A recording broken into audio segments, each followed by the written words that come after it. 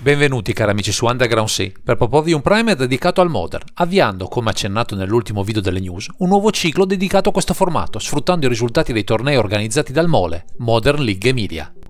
Questo gruppo di appassionati ha avviato un approccio al gioco volto ad avvicinare i neofiti al formato, e questi video, come da tradizione sul nostro canale, sono in linea con questo spirito, provando a unire l'esperienza dei giocatori all'illustrazione delle liste migliori in circolazione.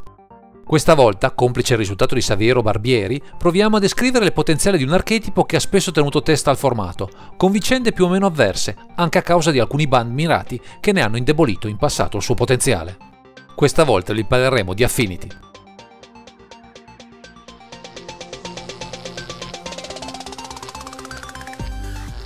Si tratta di un archetipo che ha sempre calcato le scene del Modern e che, con l'avvento di Modern Horizon 2, ha ritrovato una rinnovata giovinezza, anche in virtù della stampa di alcune nuove carte che hanno riportato alla ribalta l'affinità agli artefatti, l'abilità che ha dato il nome a questo mazzo. La prima novità di rilievo arriva dai Sojourner's Companion in 4x, che porta in campo un orsetto con delle ottime statistiche a un costo di cast di fatto ridotto all'osso, grazie ai molti artefatti che inseriremo nella lista, senza contare che potremo anche ciclarlo per una terra artefatto, fossimo a corto di mana, soprattutto colorato. Non è l'unica creatura nuova di questa lista, ci sono anche 4 Trug Monitor, che portano in dote non solo una scorciatoia per il costo di cast, ma la Chiro volare, molto utile per superare i paranti avversari, per un attacco dal cielo che, come vedremo in seguito, potrà essere letale. Analogamente a queste due new entry trovano posto le vecchie glorie di questa particolare abilità, con 4 Frogmite e 2 Mirror Enforcer, in grado di fornire un totale di 14 creature capaci di entrare senza incidere quasi per nulla sulle fonti di mana a disposizione. Non possono mancare le colonne portate dalla lista, le creature a costo 0, vitali per dare stabilità al game plan del mazzo, con 4 Ornithopter e 4 Memnite, che daranno impulso al resto del mazzo popolando in fretta il board di artefatti funzionali, se ben supportati anche alla fase agro. Infine, direttamente da uno dei set più strani e potenti degli ultimi tempi, Throne of Eldraine, fa capolino un Ginger Brute, che sembra spaesato in questa sezione del mazzo, ma offre un'evasività utile a un attacco rapido e letale, oltre in extremis a darci 3 punti vita con il suo sacrificio. Un comparto compatto, rinvigorito da una serie di novità di prim'ordine, dando vita a un'azione lineare e rapida che potrebbe mettere in scacco più di un avversario.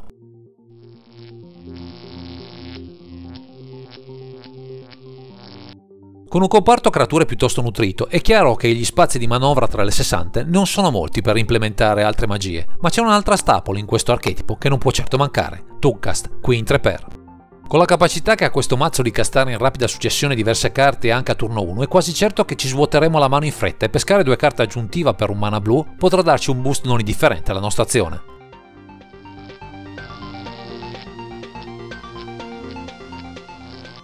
In un archetipo che punta a valorizzare l'affinità agli artefatti, è naturale lasciare uno spazio consistente a questo tipo di permanenti nella lista, e alcune scelte sono scontate, vista anche la propensione a giocare creature, a loro volta di tipo artefatto. Una prima scelta scontata, vista anche l'esigenza di volere mana colorato in più di un'occasione, arriva con gli Springleaf Drum, qui in 4x, che con il tap di una nostra creatura, anche appena entrata in campo, ci potrà dare un mana aggiuntivo. Un'altra carta utile sia per il suo costo di casta 0, sia per darci una nuova carta alla bisogna è Mishra's Bubble, anche lei in 4x, unendo la nostra esigenza di attivare in fretta l'affinità agli artefatti con la spasmodica ricerca di nuove carte da mettere in gioco. Come protezione per i nostri pezzi-chiavi useremo 2 Welding Jar, un ottimo mezzo per fare da parafulmine a qualcosa di importante, sempre senza incidere sulle nostre preziose fonti di mana, per un'azione sempre rapida e fluida. Infine arriviamo alla carta più importante di questa lista, i Cranial Planting, giustamente in 4x, capaci di azioni mirabolanti vista la loro capacità di equipaggiarsi a velocità instant per 2 mana neri, con un boost potenziale della forza in grado di azzerare in fretta i punti vita avversari. Su questo artefatto poggia la nostra azione agro principale, risultando quasi sempre letale anche grazie alla creatura evasiva a disposizione, ma c'è ancora uno spazietto per un paio di tech di contorno, rappresentate da un Paradise Mantle e uno Shadow Spear. Il primo equipaggiamento funge a sua volta da stabilizzatore di mana nel caso dovessimo sostenere il doppio nero al volo. Il secondo è più strategico e serve a rimuovere le protezioni sui paranti avversari, oltre a darci travolgere le gambe vitale, Chivor ottime per migliorare la nostra infide creature.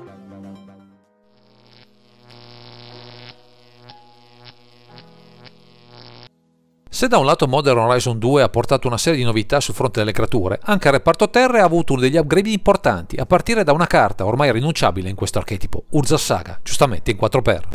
Una terra che funge da tutore oltre a produttore di un bittante sotto forma di token costrutto è una mana dal cielo per le nostre strategie, ma non è l'unica aggiunta di rilievo, anzi in nostro soccorso arriva una terra artefatto che ci dà una grossa mano, Miss Vault Bridge, anche questa in 4x.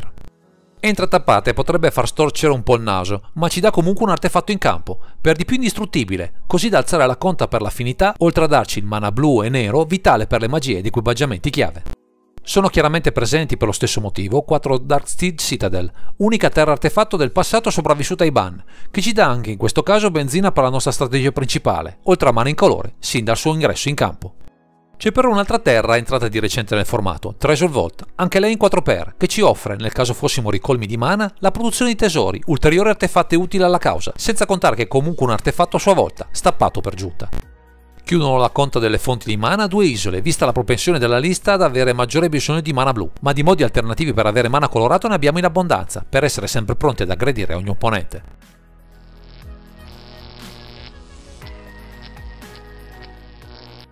Se da un lato il piano di gioco proposto con le 60 è chiaro, lineare e solido, sono evidenti alcuni punti ciechi, che la Sideboard prova a correggere per dare maggiore solidità verso alcuni archetipi problematici che potrebbero metterci in difficoltà.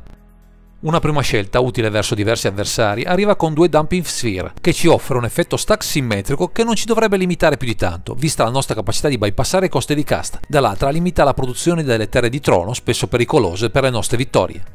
Per aumentare gli strumenti di interazione contro gli avversari, inseriamo 3 Dismember e 4 Metallic Rebuke, una rimozione e un counter tuttofare, così da coprire alcuni angoli ciechi dove un permanente avversario di troppo potrebbe mandare all'aria i nostri piani. Per proteggerci a nostra volta dalla removal abbiamo 2 Hatchet Champion, che possono con la loro abilità Metalcraft sgusciare indisturbati, risultando letali se ben supportati dal resto della nostra lista. Contro le mestizze provenienti dal cimitero annoveriamo un Grandifast Cage e 2 Soul Guide Lantern, che come artefatti non stravolgono il nostro game plan, offrendoci delle risposte puntuali a tutto quello che potrebbe riemergere dal grave del nemico. Infine trova ancora a posto un Pidden Needle, risposta definitiva a qualche carta specifica, chiave di strategie combo o legata a una singola combinazione, che andremo a spezzare con questo stratagemma a sopraffino.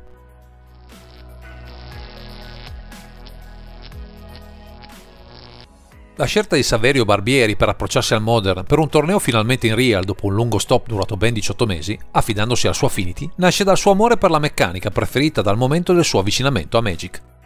Dal Legacy al Pauper, planando poi nel Modern, è stato sempre un seguire l'istinto verso questo approccio al gioco, a dispetto anche del meta e delle possibili performance. Dopo un lungo periodo di forzata lontananza era giusto per lui riprendere a giocare in real con il suo mazzo preferito, onorando la sua passione al meglio, riuscendo a dispetto dei pronostici a ottenere anche un buon piazzamento.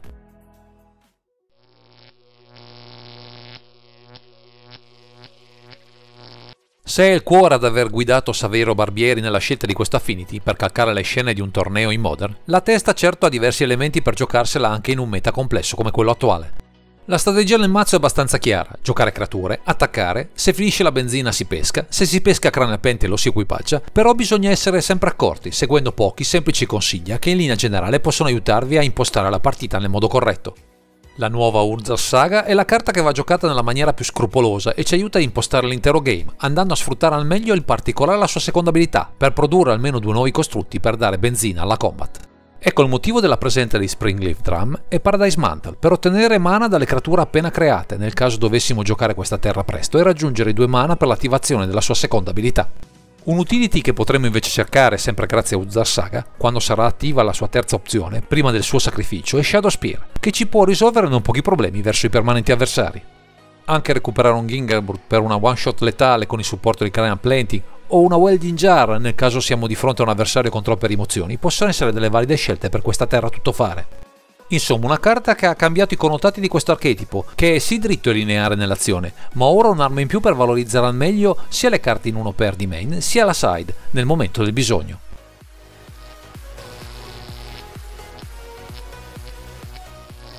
Grazie ai consigli del nostro The Builder proviamo ora a comprendere come questa lista si posiziona nel meta modern rispetto ai diversi archetipi che al momento bazzicano tra i tavoli da gioco. Purtroppo Affinity non è una scelta ottimale in questo metagame e probabilmente non lo sarà a breve, ma se saremo in grado di effettuare delle partenze a strappo, l'avversario farà sempre fatica a starci dietro, ma in questa analisi non terremo conto di questo stato di grazia particolare. Verso i Z-Tempo, a causa delle sue rimozioni e dei counter, sarà facile per lui contrastarci e anche post-side, nonostante le nostre possibili aggiunte, rischieremo di restare schiacciati dalle sue contromosse molto efficaci.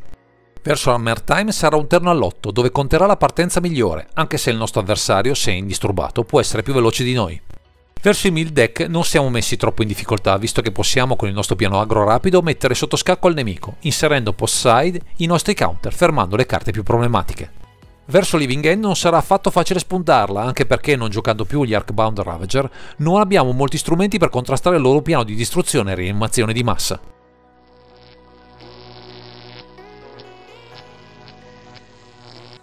La lista proposta da Saverio Barbieri dedicata ad Affinity contiene tutti gli elementi necessari per barcamenarsi nella complessità del formato, anche se ci sono alcuni spazi di personalizzazione e manovra, dettate dalle molte carte a tema artefatti presenti. Una prima modifica sostanziale potrebbe arrivare dall'introduzione di Emry Looker of the Lock in 4x al posto dei 3 Tukas e del Mirror Forcer, dando maggiore valore a carte come Mishra's Bubble o Tuk Monitor, offrendo maggiore consistenza ai nostri matchup, sempre se riesce a resistere in campo abbastanza lungo. Si potrebbe aggiungere il Nettle Chist, anche se si tratta di una carta dal costo di cast impegnativo. Meglio limitarne l'inserimento, puntando maggiormente su Aged Champion, come unico drop a 3, visto quanto può incidere in determinati matchup.